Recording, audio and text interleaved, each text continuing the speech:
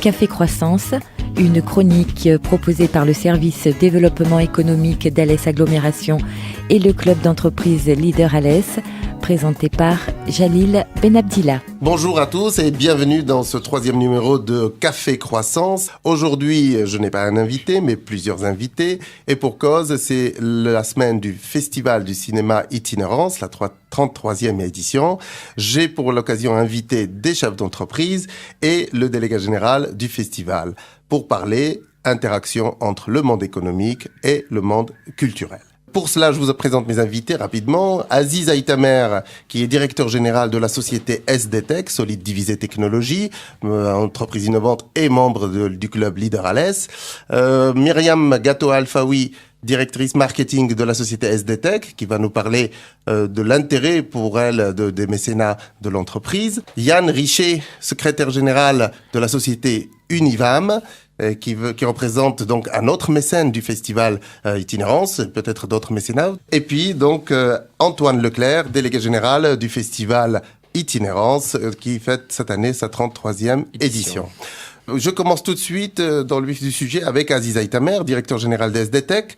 Pourquoi une entreprise industrielle, technologique, s'intéresse au mécénat ? SDTech, c'est une société industrielle, comme vous l'avez dit. Elle participe au développement économique de la ville, mais en plus de ça, elle se veut une entreprise qui participe aussi à la vie de la cité. Et pour cela, nous avons choisi de nous investir dans le mécénat depuis longtemps. Pas depuis la création, mais depuis quelques dizaines d'années déjà. Nous avons choisi le créneau culturel. En effet, on a des partenariats de mécénat avec le Cratère. Et je vais parler aujourd'hui d'itinérance parce que c'est la semaine du festival.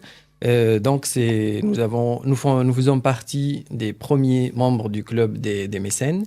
Myriam Gato-Alfaoui, ma responsable marketing. Alors, en quoi le mécénat peut être valorisé pour une entreprise ? En quoi ça intéresse, on va dire, le service marketing ? Alors, l'intérêt, en fait, il est à double niveau. Tout d'abord au niveau interne, puisque ça nous permet tout d'abord de promouvoir, en fait, des activités notamment culturelles auprès des collaborateurs et de l'équipe, mais aussi un niveau en termes d'image qu'on donne à l'extérieur, puisqu'on est le relais de certains événements, on communique autour et on est là aussi pour rappeler que il peut y exister un partenariat entre le monde donc économique, industriel et le monde culturel. Alors je me permets une question. Il y a une différence, peut-être que tous nos éditeurs ne savent pas, entre le mécénat et le sponsoring. Est-ce que vous pouvez dire un mot là-dessus ? Est-ce que vous êtes mécène du festival et non pas sponsor du Alors chez SDTech, on est mécène de plusieurs activités, notamment auprès de structures principalement culturelles. On est là pour apporter un soutien modeste, comme on peut, à nos partenaires. Il n'y a aucun retour en contrepartie. On n'est pas du tout sponsor. Ça veut dire que quand vous dites qu'il n'y a pas de retour, ça veut dire qu'il n'y a pas une demande de valorisation de l'image, de la mise en valeur de logo ou d'un retour presse ? En aucun cas. En aucun cas. Donc ce sont des projets, c'est un partenariat à moyen long terme qui se veut, donc vous défendez des idées, Tout à fait. Vous croyez en un projet. Il y a un engagement de la part de l'entreprise parce qu'on croit à ces projets, qu'on veut les faire en sorte de les promouvoir. Donc c'est pour ça qu'on s'engage dans des mécénats. Et les mécénages, si j'ai bien compris, en préparant un peu l'émission, on me dit que c'est un engagement à moyen et à long terme, c'est pas des engagements à très court terme. Oui, c'est des engagements à long terme. Par exemple, notamment pour le festival Itinérance, on est présent, on accompagne à notre niveau depuis plusieurs années. On essaie aussi de promouvoir des mécénats que nos salariés vont porter. Et c'est un engagement qu'on se veut vraiment dans le long terme et une ligne conductrice pour SDTech. Donc on peut dire que le mécénat, c'est quand même un pari gagnant-gagnant pour les structures associatives ou l'entreprise culturelle et l'entreprise, on va dire, économie réelle, c'est ça ? Oui. Très bien, je me tourne maintenant vers Yann Richer, donc secrétaire général de la société Univam. J'ai vu donc que vous êtes engagé aussi dans le mécénat, notamment auprès du festival Itinérance. Oui. Dites-nous un mot là-dessus. Oui, c'est la 2e année que nous accompagnons le festival Itinérance. suite à des rencontres qui ont été faites l'an dernier. On souhaitait, Univam, en tant que petit groupe industriel, redonner à la ville d'Alès ce qu'elle nous avait apporté au moment où nous sommes implantés sur le territoire. Donc le festival d'Alès, qui est une belle vitrine de la ville, nous a paru être un bon moyen d'accompagner ce développement culturel parce qu'il est populaire, orienté vers un jeune public. Ça a été un point qui nous intéressait énormément. Et parce que ce festival reste à une dimension tout à fait humaine et tout le monde peut rentrer très simplement dans ce festival. Ça a aussi un impact pour nous en interne, c'est de pouvoir amener nos salariés à aller à des séances auxquelles ils ne seraient sans doute pas allés. Et donc ça aussi, c'est une manière de faire rentrer l'art, la culture dans l'entreprise. Et vous le ressentez dans le quotidien, dans le management de vos équipes, vous ressentez qu'il y a une incidence de votre participation à cette vie culturelle auprès de vos salariés ?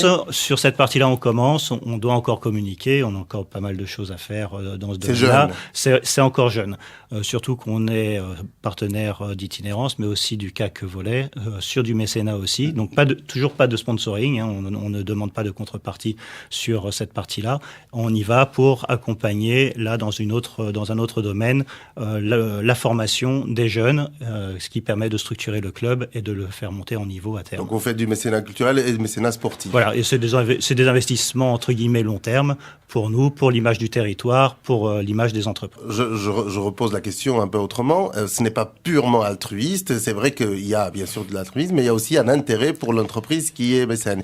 Et notamment un intérêt peut-être économique. Il faut peut-être dire un mot sur le côté fiscal. Oui, alors il y a un côté fiscal qui est intéressant puisqu'on défiscalise une partie de l'argent qui est apporté au sein de l'association des mécènes pour itinérance ou du club pour le CAC Volet. Ça a un intérêt. Ça nous permet, entre guillemets, de flécher notre impôt sur des actions qu'on souhaite mettre en avant en local. Donc ça, c'est extrêmement intéressant.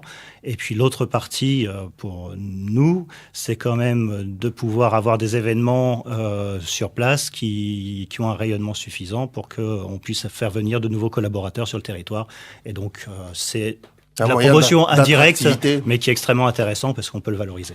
Dernière question, Yann Richier, pour vous, c'est pourquoi il n'y a pas plus d'entreprises du bassin qui sont intéressées, attirées par le mécénat, puisqu'il y a un intérêt en termes d'image, il y a un intérêt pour les salariés, en termes de communication interne et de management, mais il y a aussi un intérêt fiscal. Pourquoi ces 3 ou 4 paramètres ne permettent pas d'avoir plus de monde autour des associations et des activités culturelles et sportives ? Ah, ça, c'est une bonne question.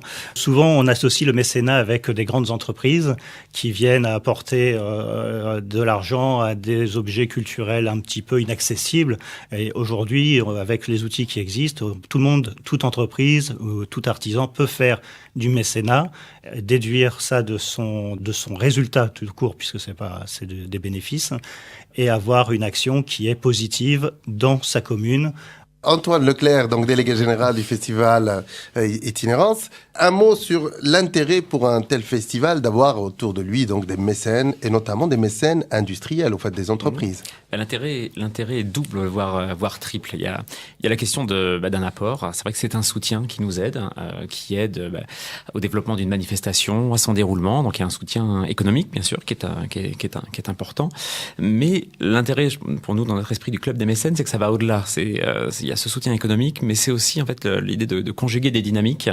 Et nous, on a la conviction au sein du festival, et c'est une conviction partagée avec la douzaine des mécènes qui ont rejoint le club, c'est qu'on a des destins, communs et on a des dynamiques partagées qui sont possibles.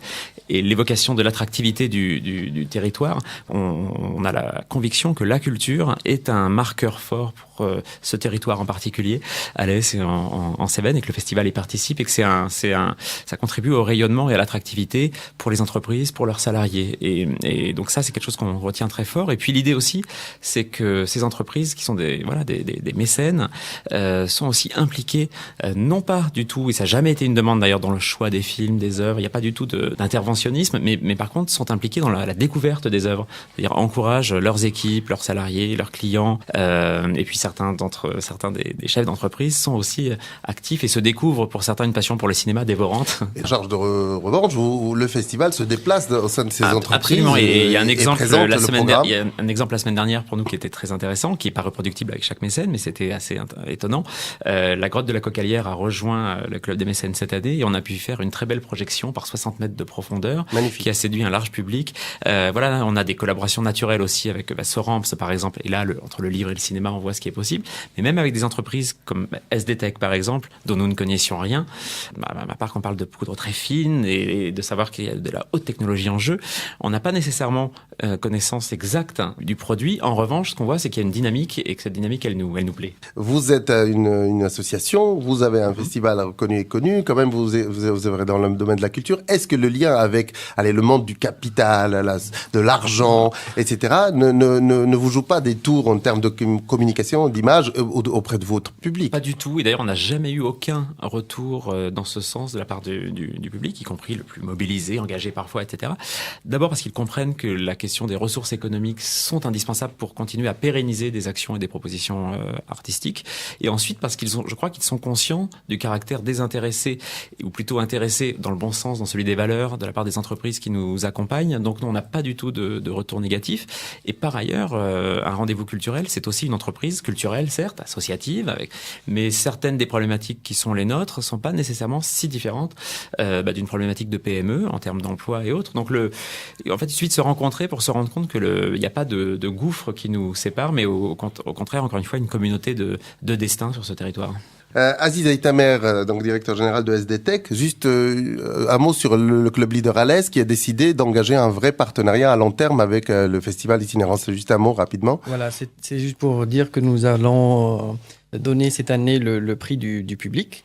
Et pour la compétition court-métrage. La compétition court-métrage. Et pour compléter la question de Yann, oui, notre rôle aussi, c'est d'aller chercher les gens, les mécènes potentiels, parce que c'est pas forcément une question de déduction fiscale, c'est d'abord une question de volonté et de savoir que ça existe. Et c'est ça notre rôle aussi au sein de Leader, d'aller chercher les mécènes potentiels et les amener pour aider les actions culturelles au sein de l'agglomération. Et c'est pour ça que demain jeudi, nous réunissons avec Leader à l'Est, le club des mécènes, au Cratère pour un moment d'échange sur ces questions de mécénat et de dynamique entrepreneuriale et culturelle.